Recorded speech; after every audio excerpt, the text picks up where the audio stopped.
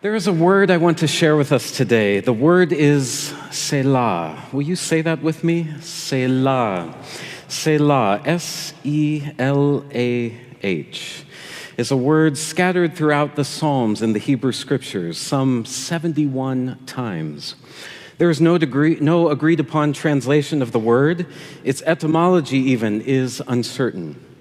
Some Jewish traditions suggest Selah is a musical notation, signaling a pause or rest as psalms were sung in worship. If we ever doubted the language of silence, listen to music.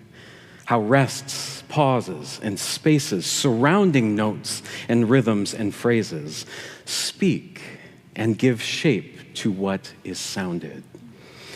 The Buddhist Lori Deschene counsels silence around words in much the same way, in what she calls practicing the pause.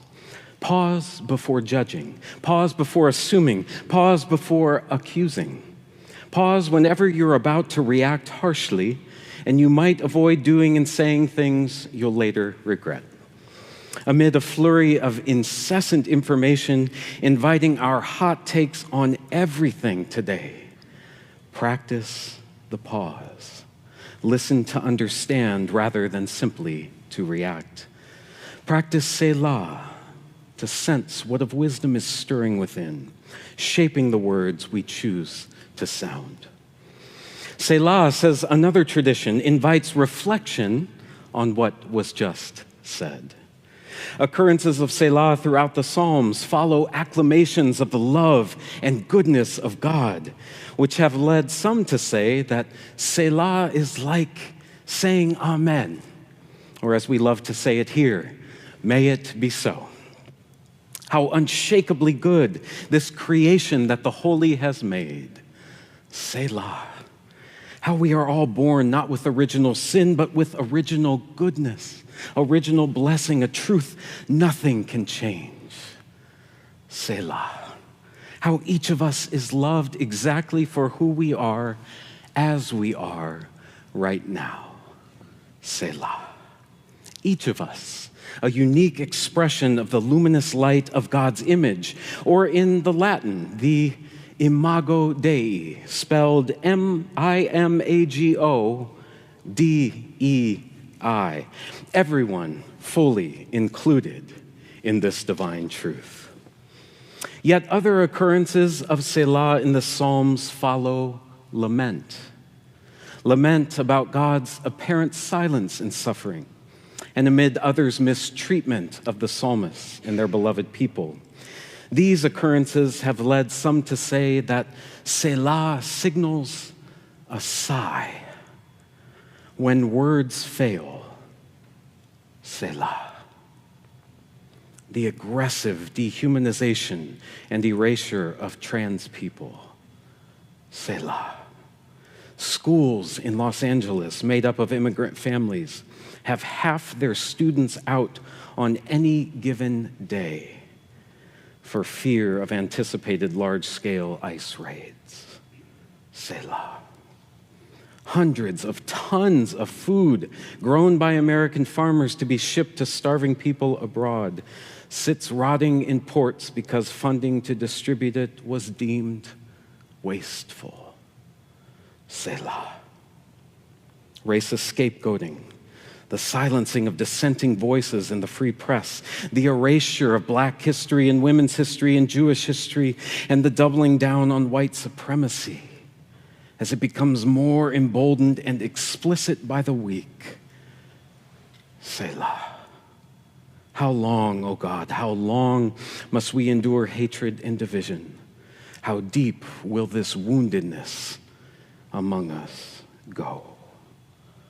Selah. It is not the violence of the few that scares me, said Dr. Martin Luther King, but the silence of the many. Indeed, there comes a time when silence is violence, when not to speak speaks volumes, when not to act is to acquiesce. And yet, amid a flurry of such active liberatory love at the beginning of his ministry, Jesus embraces Selah.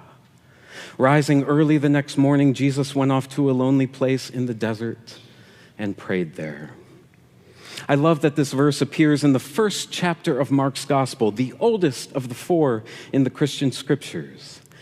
It's as if to say there are times to speak and act, and then there are times to pause, to be, to rest, and reflect and listen. Selah. Such intentional silence can be scary. In noise-saturated lives, silence can feel like an unwelcome roommate. So we do everything we can to avoid it, filling the space with endless activity, distraction, and numbing. Sometimes this is to avoid difficult emotions or hard truths that silence lays bare within us. But unfortunately, an inability or unwillingness to learn to be with ourselves in silence can separate us from the inherent dignity and worthiness of our true selves, which is love. We create facades, or we let others define who we are, or we accept harm in toxic relationships or workplaces or family systems. We may also find ourselves skimming the surface of life, but not really experiencing its spiritual fullness or depth. We may feel untethered from a sense of groundedness and peace amid life's uncontrollability. This is why our movie for our Epiphany Cinema series this week feels so timely. While movies often ask us to suspend reality or help us to escape reality, one of their many gifts, our movie this week brings us face to face with it. If we accept its invitation, writes Gareth Higgins, the film Into Great Silence does exactly what its title promises. It draws us into a place and among people who may be more different from most we will ever visit or meet, but it will also serve as a mirror for the things our hearts most want or most resist. Indeed, watching this 3-hour film about a group of Carthusian monks in the French Alps stirred both in me. Watching their silence, I felt my heart rate slow just by observing them, praying silently over many minutes or intentionally going about daily chores. I fantasized even about living a life diametrically opposed in many ways to my own. And then I seriously wondered if I could. I've spent a day or two in silence on various retreats over my life, but week after week, with but one 4-hour walk each week, where the monks are allowed to talk, I don't know. Some moments in the film made me anxious and impatient, and I had to fight the urge to grab my phone. Okay, I grab my phone a lot. But theirs is a rhythm and pace learned over much time and practice.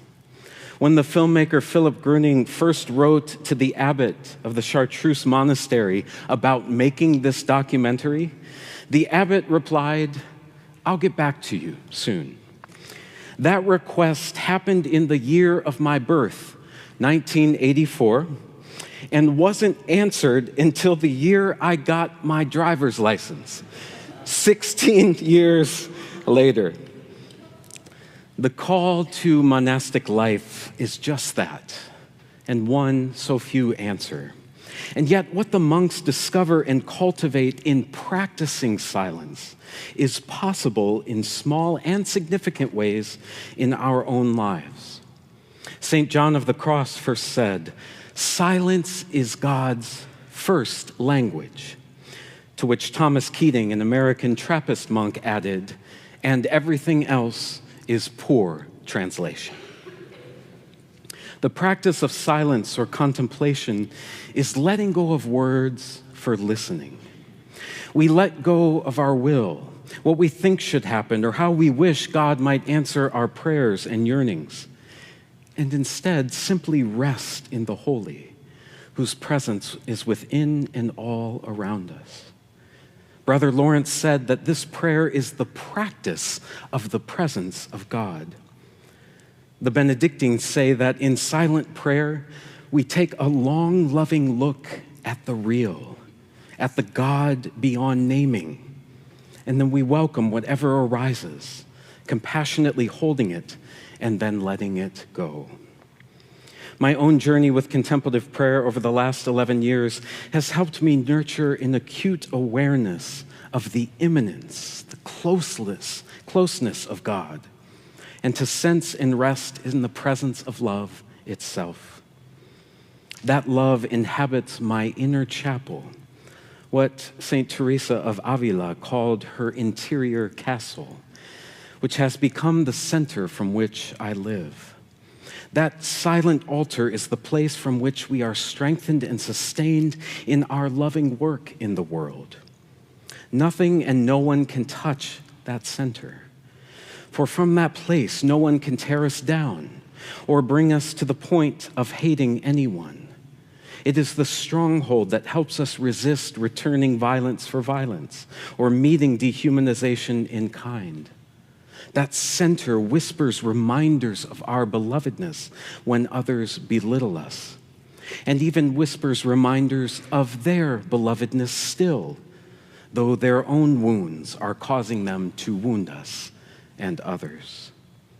That center is a place of inner peace that, when cultivated, helps us to make and maintain peace in the world because we are at peace within.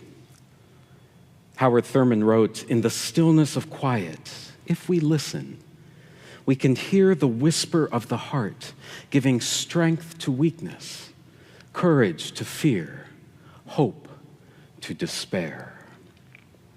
Try a contemplative sit this week. Create a monastery in miniature, a place you feel at home. And I recommend starting with 5 minutes. Put your phone on Do Not Disturb and set the timer. And then you begin to breathe deeply and feel yourself sustained in each breath and held in love. This practice over time helps us to sense that we are love's continuing evolution in the world, helps us understand anew what love is calling us to be, even as we become the answers to the prayers we've prayed for so long. In the depths of contemplation, I have even found myself deep in the silent soil among the roots of the moral arc of the universe. And I am thrilled to report its roots are indeed justice and peace and love for all God's children and earth. This memory helps me rise again and again, take hold of that arc with all people of goodwill, all who suffer injustice and long for true peace, and to bend it further toward kinship and belonging and lasting change. And it all begins in a word, Selah. Jesus starts with Selah and suggests we do the same. And so does the sage writing some 600 years before the time of Jesus. Listen well, O peoples of the earth, to inner promptings of the Spirit. Let silence enter your house that you may hear.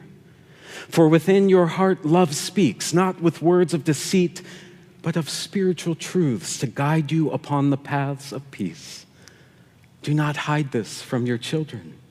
Teach of the inward voice and help all generations to listen in the silence, that they may know the beloved and be free to follow the precepts of love.